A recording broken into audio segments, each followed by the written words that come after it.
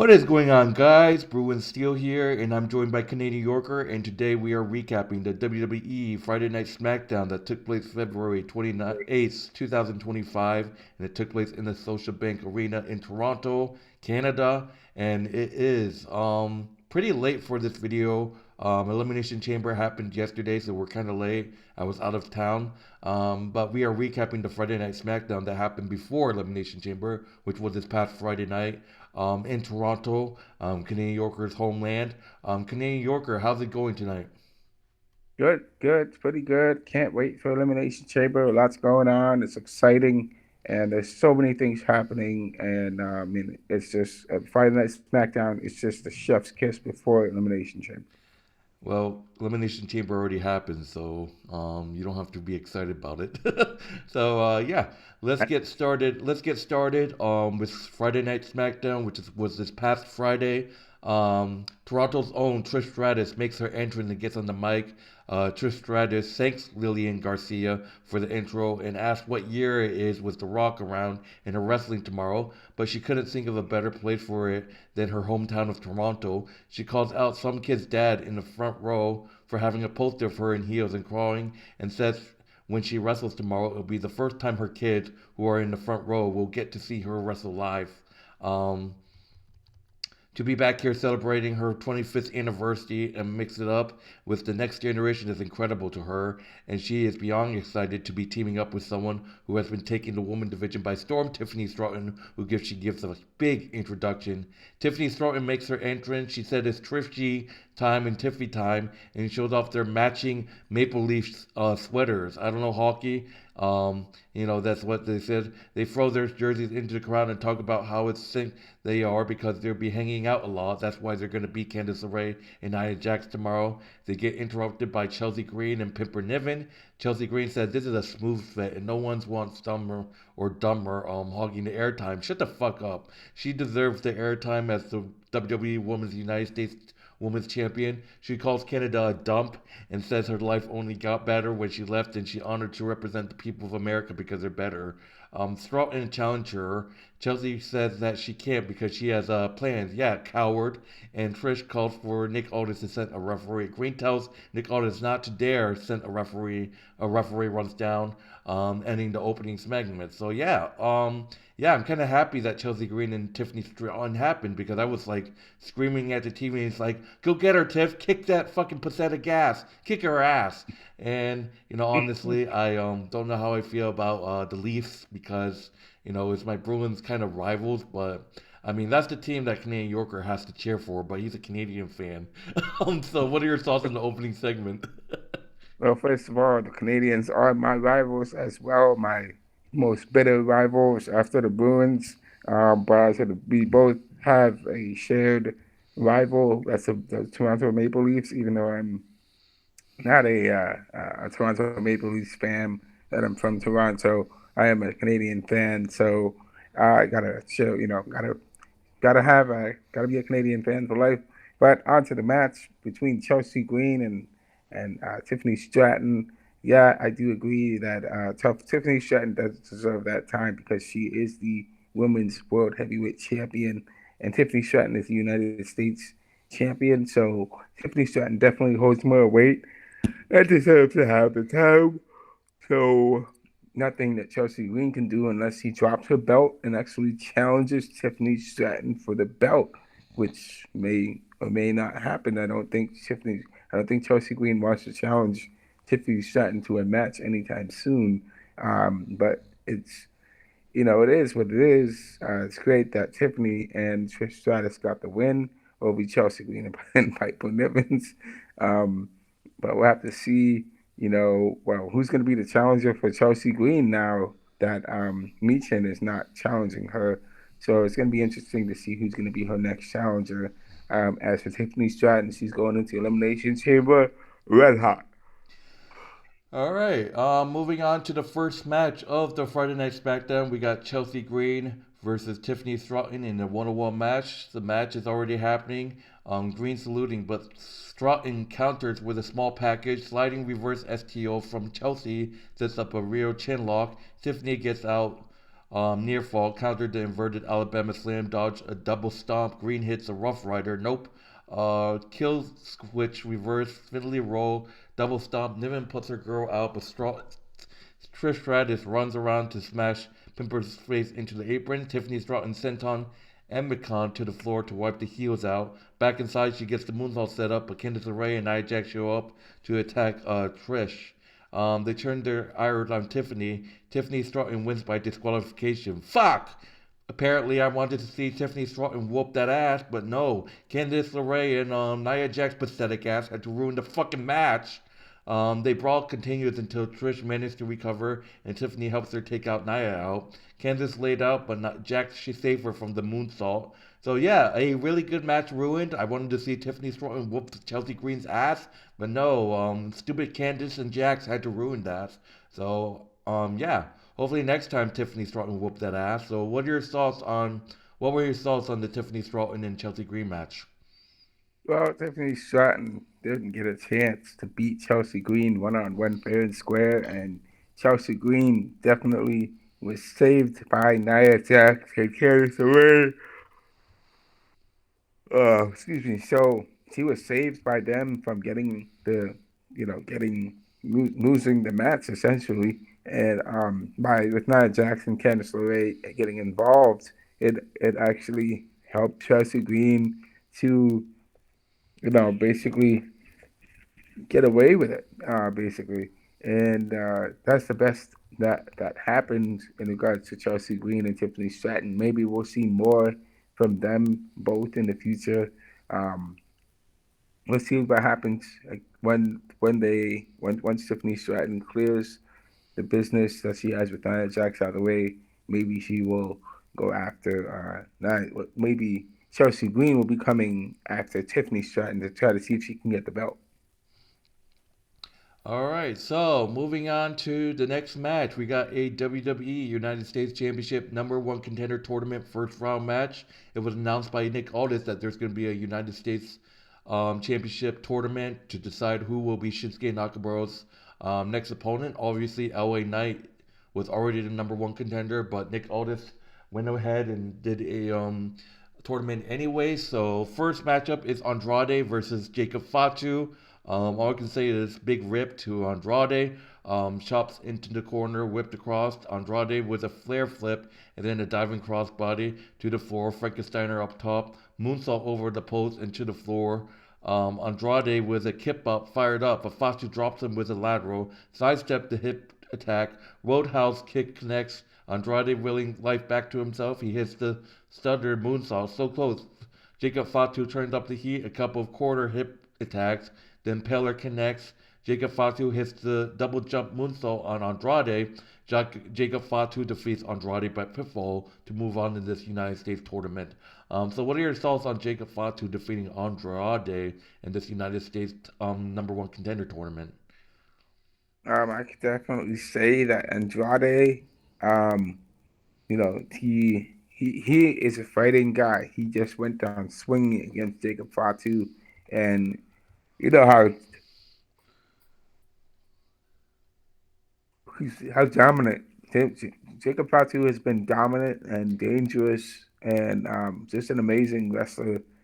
He definitely helped him and Tamatanga to win the titles, and now for Jacob Fatu to go after the United States title, I actually like that. That's a great transition for Jacob Fatu to do, for him to be able to go and try to see if he can go after the United States title.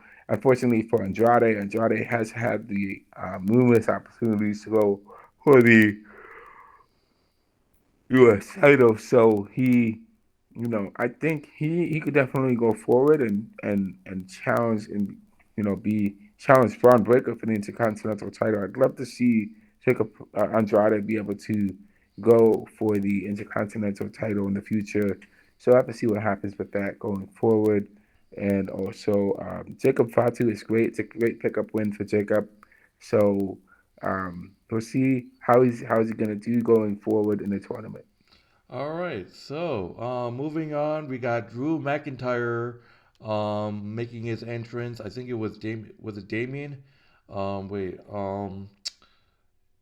Yes, Drew. Sorry, Drew. It was Drew McIntyre. Sorry, Drew McIntyre making his entrance and getting on mic. He asked Toronto if they remember the part after where John used his stroke to put himself in the chamber, where he said everyone has 7 weeks to talk about him, and besides CM Punk, nobody said anything. He's not scared of the Golden Goose, so he's gonna say stuff about John Cena.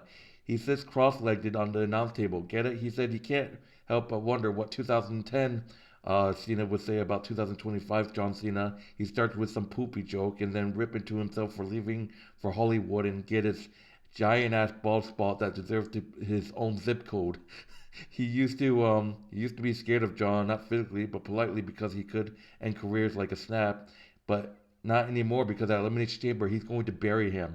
In 2024 he got screwed again and again, and he gets interrupted by Damian Priest. Damian Priest said all Drew does is come out every week to complain and cry, and people see right through it. McIntyre says all he done is tell the truth, and Priest says our truth makes more sense than he has, and all he hears is that he's upset about his position in the company because he had a hell of a year.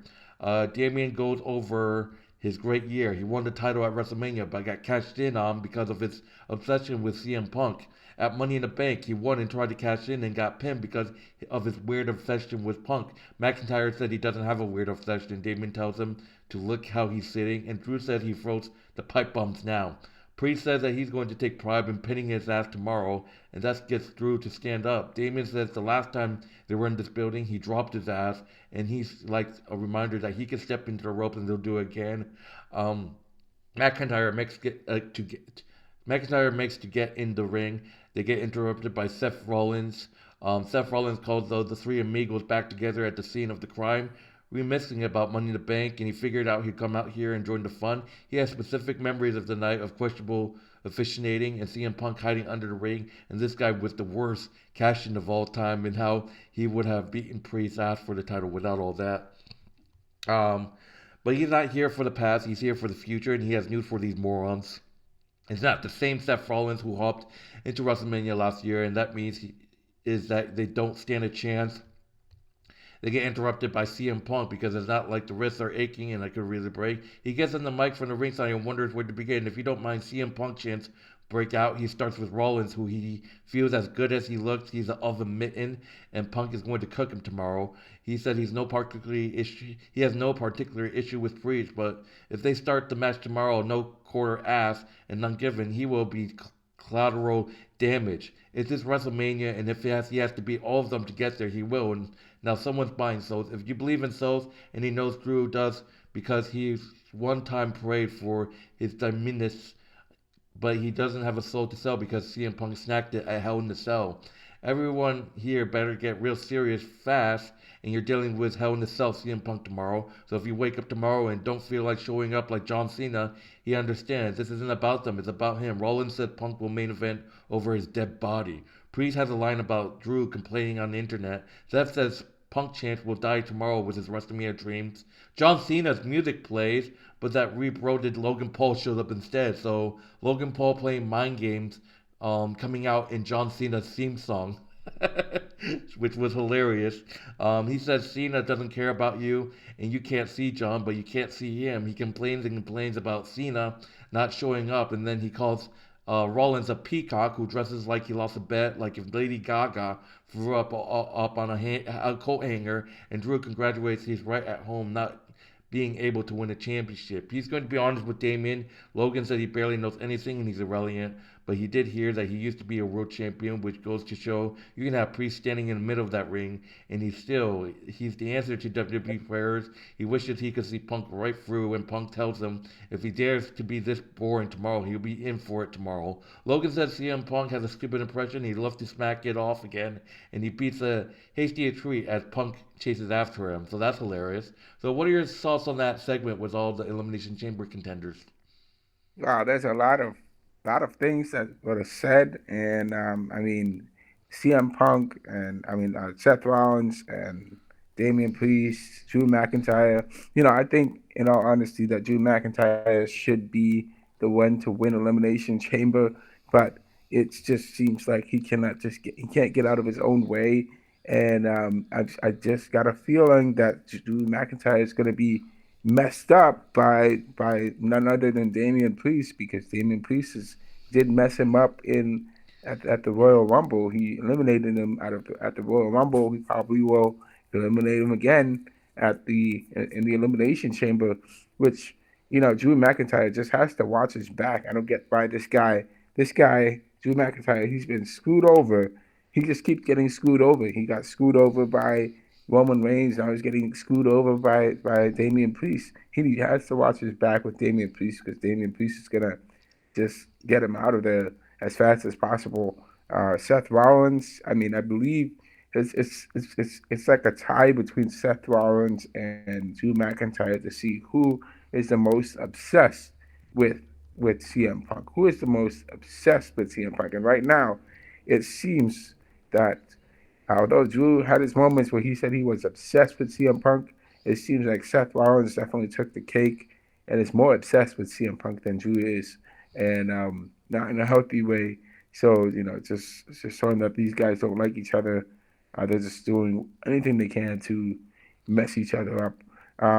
Logan Paul was funny, but at the same time, uh, he has to get serious because he's in the elimination chamber and he cannot be playing around and making jokes because once the doors close, he's trapped in the cage with all those 4 or 5 other guys in there. So he's got to make sure he can deliver an elimination chamber if he wants to get to WrestleMania.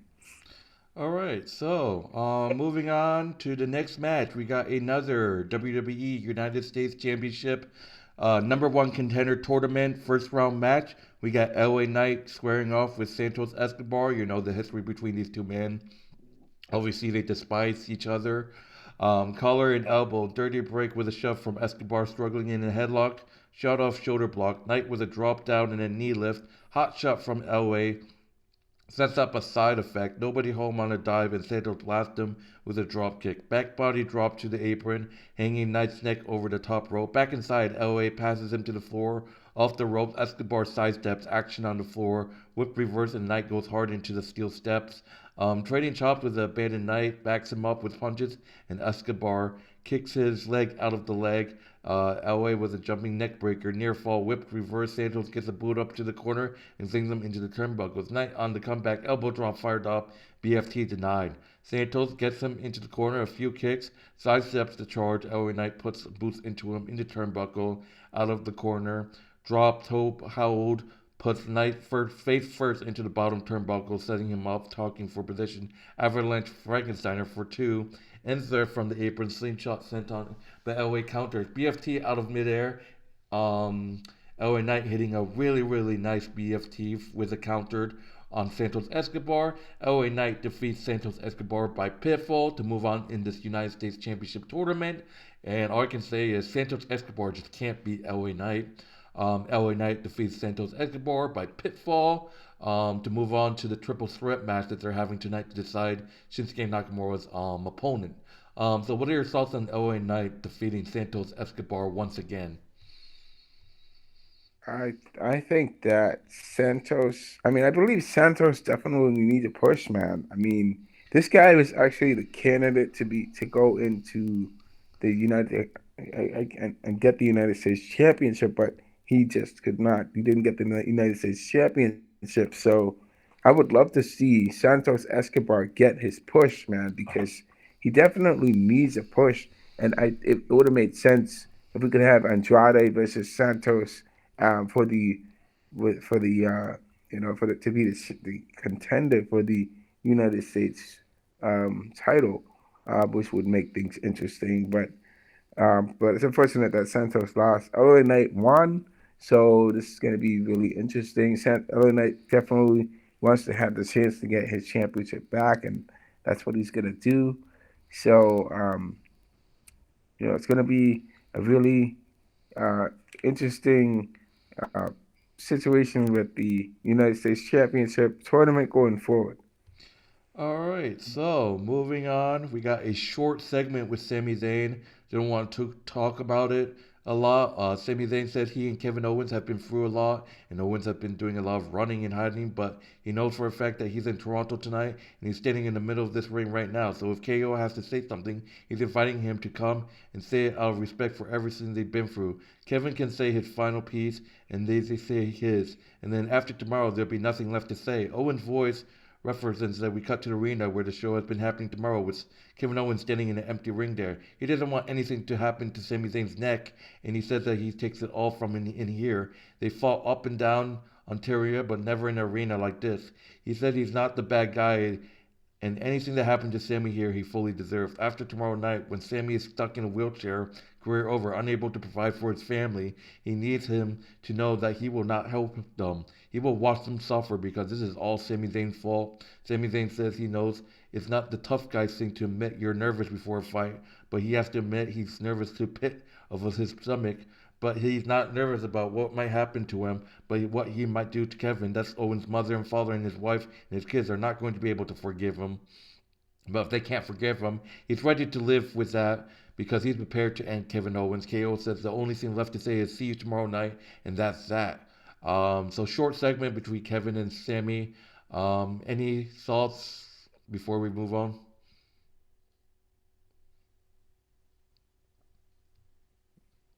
Hello? Yes. So it makes sense that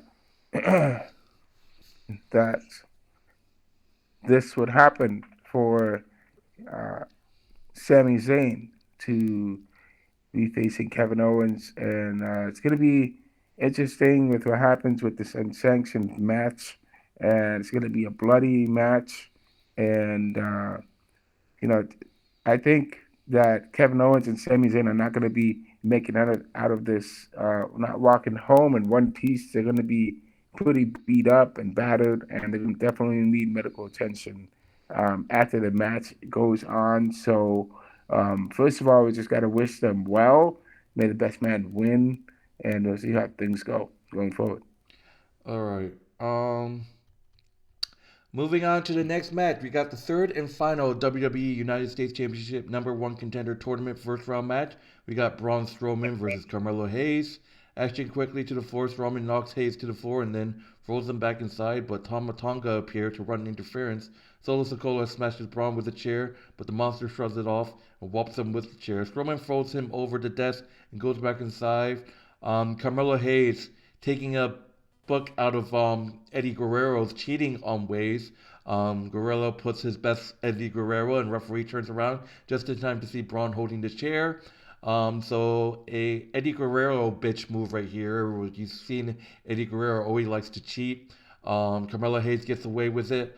Calling for disqualification. Carmelo Hayes defeats Braun Strowman by disqualification after a stupid move, thinking that Braun Strowman hit him with a chair. So Carmelo Hayes taking a playbook out of Eddie Guerrero's playbook. So what are your thoughts on that? Carmelo Hayes defeating. I would say that's definitely killing two birds with one stone, man. That is not a horrible move in any way possible. A win is a win, and that's actually a really smart way to win. Actually, he basically avoided having to go through all that work of trying to beat um, Braun Strowman because let's face it, Braun Strowman is 6 foot.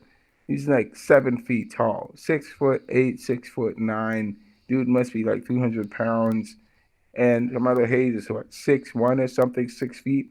I mean, there's no way Carmelo Hayes could go through all the struggle of beating Braun Strowman, but he obviously took advantage of the situation and he managed to get the win. And let's face it, man, Eddie Guerrero is one of the greatest WWE wrestlers of all time. And the man could just pull in the crowd like nobody else, like it was nobody's business, and keep you hooked in a match. And also, he had a lot of charisma. This guy, so it's no it's no idea, it's no small feat that Carmelo Hayes definitely took a page out of Eddie's book and used it against Braun Strowman, which helped him get the win. And unfortunately for Braun Strowman, he definitely should have been smarter to realize that, oh, Carmelo Hayes is tricking me. So, unfortunately, due to the interference from the bloodline, man, it just seemed like Carmelo Hayes. I mean, it seemed like Braun Strowman was, uh, just unable to counter all these people that were coming at him. So, we'll have to see what happens going forward with that. All right, so moving on to the next match, we got a six-woman tag team match.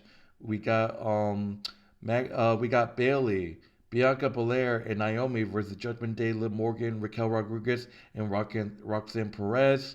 I don't remember too much about this match. Plus, they don't have any description of what happened in this match. It just says autosave failure. It doesn't really say any description. But all I can say is Roxanne Perez with a Pac Rocks on Bailey to win the match. Judgment Day and Roxanne Perez um, were able to defeat Bailey, Bianca, and Naomi by pitfall. So there's something I want to talk about. I don't know because they've been teasing. Judgment Day has been teasing a new member for a really long time, and you're scratching your heads. And is it going to be a woman? Is it going to be a man? But people are saying, what if Roxanne Perez makes her WWE debut and she actually joins Judgment Day?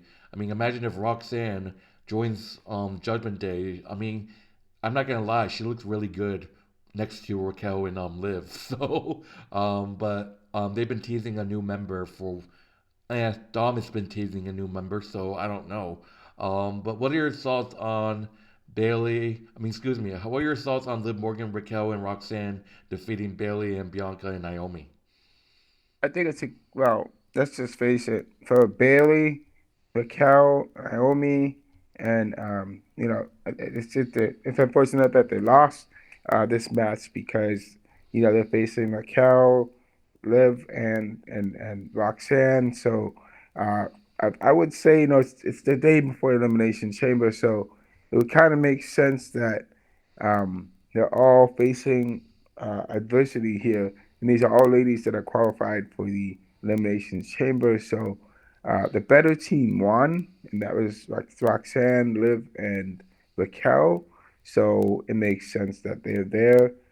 Not only are they there to be partners with Roxanne, Liv, and Raquel, but also help her understand things better. So I definitely think I could see, to your point that Roxanne Perez being the one coming into WWE from NXT would be mentored by Raquel and by Liv Morgan to be a better wrestler because she's definitely made her she earned this right to be in WWE. Um, as for her being a new member for Judgment Day, I don't see them needing another female member. I do see them needing another male member, a male member who is able to carry them forward and be uh, an enforcer in a sense of, just like how they had it with Damian Priest. That the Judgment Day needs someone who is going to be a formidable person. That's I would say he's not going to be a leader per se because the Judgment Day doesn't have leaders. But I mean, I would say right now at this point in time, they kind of do need someone to be a leader, a strong leader, and someone who can also back up what he says. Um, so uh, I see that Judgment Day needs a new male leader and somebody that can hold his own and also take care of the big issues going on around the Judgment Day. All right, so moving on to the last match of Friday Night SmackDown. We got the triple threat. Well, that decides the triple threat WWE United States Championship number one contender tournament finals. We got a triple threat: Carmelo Hayes, who defeated Braun Strowman. We got Jacob Fatu, who defeated Andrade. We got LA Knight, who defeated Santos Escobar. Fatu hot out of the gates, putting boots tonight. Hayes begs off. LA takes advantage and takes the shot, but Jacob throws him right back to the corner. Boot up, bulldog, diving elbow on Hayes, but Fatu throws Knight into the floor and follows after that, demanding he gets his punk ass up before dropping him with a head bob. Mello attacks the werewolf from behind and gets drugged out right into the apron, trading headbutt for punches. Hayes lighting Fatu up with combinations, a headbutt, but he staggers himself, and Jacob blasts him with a haymarket. Knee lifts from LA, putting Fatu into the barricade. All three men end up down and out on the floor. Fatu choking Knight into the corner, big tossing suplex to Hayes. Jacob holding court, throwing both guys around. LA sidesteps a hip attack, but Fatu gets him with a freight train shoulder tackle. Super kick to Hayes. Mello rolls away from a senton and hits the spring, exploding DDT, but the Samoan werewolf powers right back to his feet. Big pop up, Samoan drop. Knight cuts him off with a jumping neck breaker over cover for two. Right hands, Jacob Fatu shoves him away. Hayes joins the fray. Code breaker gets him for a 2-for-1 cover for LA. Nope. Mello up top. Ellie cuts him off in the military press him into Jacob. Fatu slams him into the steel steps, stumbling Knight on the apron, spring board crossbody into the announce table. Back inside, nothing but net, but Fatu breaks it up with a senton Emnica off the top, and Pillar DDT sets up the moonsault. Jacob Fatu hitting the moonsault, but LA Knight throws Jacob Fatu out of it and steals it. LA Knight defeats Carmelo Hayes and Jacob Fatu by pinfall to become the number one contender to the WWE United States Championship. Look, I'm not a big fan of this, and I can tell you why. Nick, LA Knight was already the number one contender. Why do we have to do this tournament? He was already the number one contender.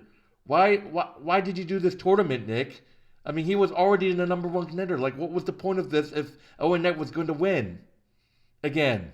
What was the point, Nick Aldis? Like, what there was no need for this United States tournament. I can tell you that because he already beaten the Miz. I mean, already. I mean, what was the point of this? I don't understand. It's just horrible. Literally, Nick, why? I mean, he was already the number one contender. There was no reason for a United States tournament to be put. I mean, what? I mean, what is this? I mean, but LA Knight, I mean, I guess he had to go for all that to keep his number one contender spot, but there was no need for that, Nick Otis. What the fuck are you doing? But what are your thoughts on this? I agree with you that Nick Aldis, what are you doing? I mean, Nick, we already have a number one contender for the United States Championship, so he might as well put on some other matches going on. I mean, there are a bunch of other people who could definitely benefit from having a match. Just being called up for a match against one on one with some other wrestler. And oh, other night was faced with going with facing Jacob Fatu, but unfortunately he won against Jacob Fatu. But just seems to me like the SmackDown uh, United States Championship tournament was just you know there. So uh, I think that it's they should just honestly have set this match set up, and then later on they can always do more, and we'll have to see what happens. With this United States tournament after Elimination Chamber. It's going to happen after Elimination Chamber, and I'd love to see who's going to be the new United States champion in the next pay per view. All right. Moving on to the last segment, we got Cody Rhodes getting interviewed by Michael Cole. Cole said that Cody Rhodes, he knows, would never take this offer, scratching and clawing for what he's got, leaving and being brought back to finish his story, and now he represents all these people. On the other hand, Michael talks about the benefit that The Rock can offer him and said he told that there's a special gift waiting for him. The gift turns out to be a humus, excuse me, bright red American Nightmare pickup truck driving up onto the stage, and Cole wishes Cody luck with his decision. Rhodes goes to inspect it, and The Rock appears on the Tron, his audio booming and annoyingly muffled. He's on the Tramic, ready to get to his private plane to fly to Toronto, and he talks about Cody's decision and how they've been talking and texting all week, and he knows he's going to do the right thing. He tells them to enjoy the custom-made badass truck because he knows he loves driving just like The Rock does in all kinds of roles, even Dusty Rhodes. Speaking for Dusty Rhodes, bless his soul, Cody's been talking to his daddy, and he lays it unreels sick and unveils a weight belt labeled Cody's Soul, with the day Dusty died written underneath it, and he tells him he loves him. And that's will do it. So that would do it for Friday Night SmackDown. Any last thoughts on the last segment? No last thoughts on the last segment. That's about it. Oh, really? You don't want to talk about The Rock's gift and the Cody's Soul belt? So I think the Rock's offer is quite interesting, and I do think I remember that right after Cody won elimination at WrestleMania, The Rock gave Cody a watch, right, and he gave him a gift, and that gift was a watch that his father had apparently, and so we're coming back to this full circle. The Rock is giving Cody a gift again, but this time he's offering him an offer he can't refuse in a sense, because he wants him to be his man. He wants him to be his man. He's inviting Cody to be his man. The big question is Cody going to get the offer that he's looking for? I mean, sorry, is The Rock going to get what he wants from Cody? Um, Basically, is he going to sell himself out and sell out everything that he worked hard for, um, in order to become, successful? But the thing is, Cody Rhodes is already successful, so but The Rock was able to bring more of that for Cody. But I gotta say, this is gonna be a tough call for Cody going forward. All right, so that would do it for Friday Night SmackDown. Thank you guys for joining us. In terms of grading, I'm sorry. I hated this United States tournament that Nick Aldis had. So because of that, that was like literally all the matches. But I'm sorry. I don't really like this Raw.